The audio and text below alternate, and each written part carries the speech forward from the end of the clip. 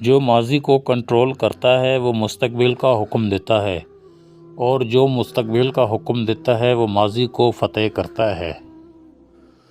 آج کا مرد آنکھیں نیچی نہیں کرنا چاہتا، عورت پردے کو جہالت سمجھتی ہے، مگر دونوں کو احترام اور عزت کی تلاش ہے۔ محبت آزادی اور طاقت دینے کے بارے میں ہے، کنٹرول یا قبضہ حاصل کرنے کے بارے میں نہیں۔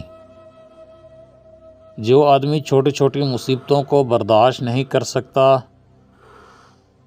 وہ کبھی بھی بڑے کام نہیں کر سکتا۔